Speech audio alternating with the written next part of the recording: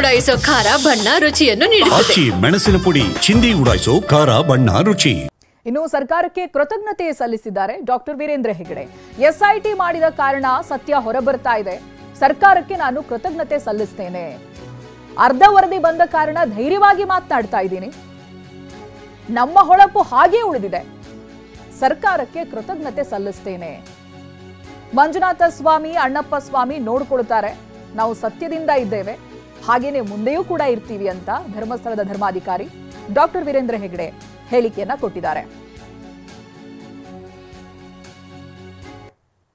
ಈಗ ಅರ್ಧ ರಿಪೋರ್ಟ್ ಬಂದದಿಂದ ಎಷ್ಟು ಧೈರ್ಯವಾಗಿ ನಾನು ಮಾತಾಡೋದಿಲ್ಲ. ಯಾಕೆಂದರೆ ಮಾತಾಡಬಾರ್ದು ಅಂತ ಹೇಳಿದ್ರು ನಮ್ಮ ವಕೀಲರು, ಅವರೆಲ್ಲ ಮಾತಾಡಬೇಡಿ, ನೀವೇನು ಎಲ್ಲ ಸತ್ಯ ಹೊರಗೆ ಬರಲಿ.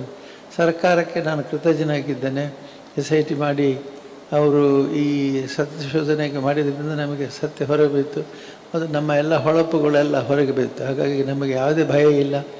ನಿಶ್ಚಿಂತೆಯಿಂದ ನಿರ್ಭಯವಾಗಿ ನಿಮ್ಮ ಮುಂದೆ ನಾವು ಕೂತಿದ್ದೇವೆ. ಈಗ ಅರ್ಧ ರಿಪೋರ್ಟ್ ಬಂದದಿಂದ ಎಷ್ಟು ಧೈರ್ಯವಾಗಿ ನಾನು ಮಾತಾಡೋದಿಲ್ಲ. ಯಾಕೆಂದರೆ ಮಾತಾಡಬಾರ್ದು ಅಂತ ಹೇಳಿದ್ರು ನಮ್ಮ ವಕೀಲರು, ಅವರೆಲ್ಲ ಮಾತಾಡಬೇಡಿ, ನೀವೇನು ಎಲ್ಲ ಸತ್ಯ ಹೊರಗೆ ಬರಲಿ. ಸರ್ಕಾರಕ್ಕೆ ನಾನು ಕೃತಜ್ಞನಾಗಿದ್ದೇನೆ. SIT ಮಾಡಿ ಅವರು ಈ ಸತ್ಯಶೋಧನೆಗೆ ಮಾಡಿದ್ರಿಂದ ನಮಗೆ ಸತ್ಯ ಹೊರಗೆ ಬೀತ್ತು. ಮತ್ತು ನಮ್ಮ ಎಲ್ಲ ಹೊಳಪುಗಳೆಲ್ಲ ಹೊರಗೆ ಬೀತ್ತು. ಹಾಗಾಗಿ ನಮಗೆ ಯಾವುದೇ ಭಯ ಇಲ್ಲ. ನಿಶ್ಚಿಂತೆಯಿಂದ ನಿರ್ಭಯವಾಗಿ ನಿಮ್ಮ ಮುಂದೆ ನಾವು ಕೂತಿದ್ದೇವೆ. ಈಗ ಅರ್ಧ ರಿಪೋರ್ಟ್ ಬಂದದಿಂದ ಎಷ್ಟು ಧೈರ್ಯವಾಗಿ ನಾನು ಮಾತಾಡೋದಿಲ್ಲ. ಯಾಕೆಂದರೆ ಮಾತಾಡಬಾರ್ದು ಅಂತ ಹೇಳಿದ್ರು ನಮ್ಮ ವಕೀಲರು, ಅವರೆಲ್ಲ ಮಾತಾಡಬೇಡಿ, ನೀವೇನು ಎಲ್ಲ ಸತ್ಯ ಹೊರಗೆ ಬರಲಿ. ಸರ್ಕಾರಕ್ಕೆ ನಾನು ಕೃತಜ್ಞನಾಗಿದ್ದೇನೆ. SIT ಮಾಡಿ ಅವರು ಈ ಸತ್ಯಶೋಧನೆಗೆ ಮಾಡಿದ್ರಿಂದ ನಮಗೆ ಸತ್ಯ ಹೊರಗೆ ಬೀತ್ತು. ಮತ್ತು ನಮ್ಮ ಎಲ್ಲ ಹೊಳಪುಗಳೆಲ್ಲ ಹೊರಗೆ ಬೀತ್ತು. ಹಾಗಾಗಿ ನಮಗೆ ಯಾವುದೇ ಭಯ ಇಲ್ಲ. ನಿಶ್ಚಿಂತೆಯಿಂದ ನಿರ್ಭಯವಾಗಿ ನಿಮ್ಮ ಮುಂದೆ ನಾವು ಕೂತಿದ್ದೇವೆ.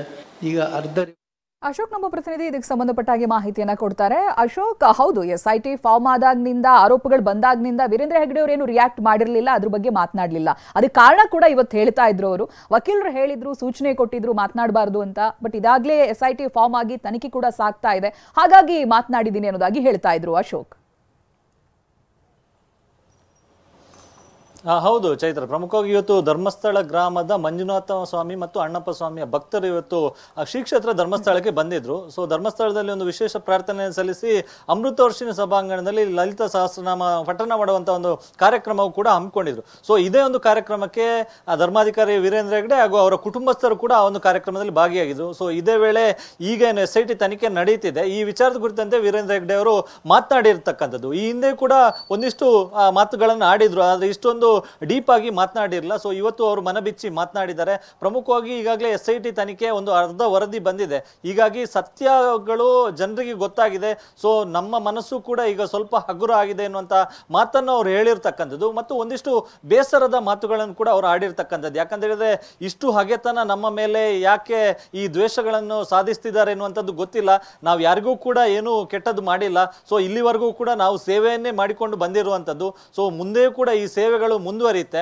ಆದ್ರೆ ಈಗ ಬರ್ತಿರ್ತಕ್ಕಂಥ ಟೀಕೆಗಳನ್ನು ಗಮನಿಸಿದ್ರೆ ಈ ಟೀಕೆ ಮಾಡುವಂತವ್ರು ಯಾಕಾಗಿ ಈ ರೀತಿಯಾಗಿ ಟೀಕೆ, ಅಪವಾದ, ದ್ವೇಷವನ್ನು ಮಾಡ್ತಿದ್ದಾರೆ ಎನ್ನುವಂಥದ್ದು ಗೊತ್ತಾಗ್ತಿಲ್ಲ ಎನ್ನುವಂತ ಮಾತನ್ನು ಕೂಡ ಹೇಳಿದ್ದಾರೆ. ಈಗ ಬೆಟ್ಟದ ಮೇಲಿನ ನೀರು ಹೇಗೆ ಕೆಳಗೆ ಹರ್ಕೊಂಡು ಬರ್ತದೆ, ಸೊ ಇದೇ ರೀತಿಯಾಗಿ ನಮ್ಮ ಮೇಲೆ ಬಂದಿರತಕ್ಕಂಥ ಅಪವಾದ, ಆರೋಪಗಳು ಕೂಡ ಒಂದೊಂದೇ ಅದು ಆ ಅಪವಾದಗಳೆಲ್ಲವೂ ಕೂಡ ಹೋಗ್ತಾ ಇದೆ. ಸೊ ಸತ್ಯಾಂಶಗಳು ಜನರಿಗೆ ಗೊತ್ತಾಗ್ತದೆ. ಹೀಗಾಗಿ SIT ರಚನೆ ಮಾಡಿರೋದಕ್ಕೆ ನಾನು ಸರ್ಕಾರಕ್ಕೂ ಕೂಡ ಧನ್ಯವಾದಗಳನ್ನು ಸಲ್ಲಿಸ್ತೇನೆ ಅನ್ನುವಂತ ಮಾತನ್ನು ಕೂಡ ವೀರೇಂದ್ರ ಹೆಗಡೆ ಅವರು ಹೇಳಿರ್ತಕ್ಕಂಥದ್ದು. ಸೊ ಸುಮಾರು ಒಂದು ಅರ್ಧ ಗಂಟೆಗಳ ಕಾಲ ಅಲ್ಲಿ ಬಂದಿದ್ದಂಥ ಭಕ್ತರನ್ನು ಉದ್ದೇಶಿಸಿ ಮಾತನಾಡಿರ್ತಕ್ಕಂಥದ್ದು. ಸೊ ಒಂದಿಷ್ಟು ನಿರಾಳ ಆದಂತೆ ಕಾಣ್ತಾ ಇದೆ ಅವರ ಮಾತುಗಳನ್ನು ಗಮನಿಸಿದ್ರೆ.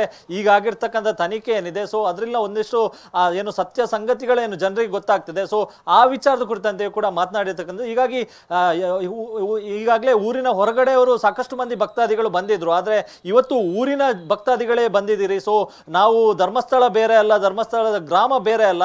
ಸೊ ಊರಿನ ಭಕ್ತರು ನಮ್ಮ ಜೊತೆ ನಿಂತಿರೋದಕ್ಕೆ ನಿಮಗೂ ಕೂಡ ಧನ್ಯವಾದವನ್ನು ಸಲ್ಲಿಸ್ತೇವೆ ಅನ್ನುವಂತ ಮಾತನ್ನು ಕೂಡ ಹೇಳಿರ್ತಕ್ಕಂಥದ್ದು. ಹೀಗಾಗಿ ಈ ಹಿಂದೆ ಕೂಡ ಸಾಕಷ್ಟು ಈ ರೀತಿಯಾದಂತಹ ಸಮಾವೇಶಗಳು ನಡೆದಿತ್ತು. ರಾಜ್ಯದ ಬೇರೆ ಬೇರೆ ಭಾಗಗಳಿಂದ ಭಕ್ತರು ಬಂದಿದ್ರು, ಬೇರೆ ಬೇರೆ ಪಕ್ಷದಿಂದ ಕೂಡ ಸಮಾವೇಶವನ್ನು ಧರ್ಮಸ್ಥಳದಲ್ಲಿ ಆಯೋಜನೆ ಮಾಡಲಾಗಿತ್ತು. ಸೊ ಇವತ್ತು ಧರ್ಮಸ್ಥಳದ ಗ್ರಾಮದ ಜನರೇ ಈ ಒಂದು ಸಭೆಯನ್ನು ಮತ್ತು ಈ ಒಂದು ಕಾರ್ಯಕ್ರಮವನ್ನು ಆಯೋಜಿಸಿರುವಂತದ್ದು. ಸೊ ಈ ಒಂದು ಸಭೆಯಲ್ಲಿ ವೀರೇಂದ್ರ ಹೆಗಡೆ ಅವರು ಈ ರೀತಿಯಾಗಿ ಮಾತನಾಡಿರ್ತಕ್ಕಂಥದ್ದು. Chaitra, okay, thank you Ashok ಮಾಹಿತಿಗಾಗಿ.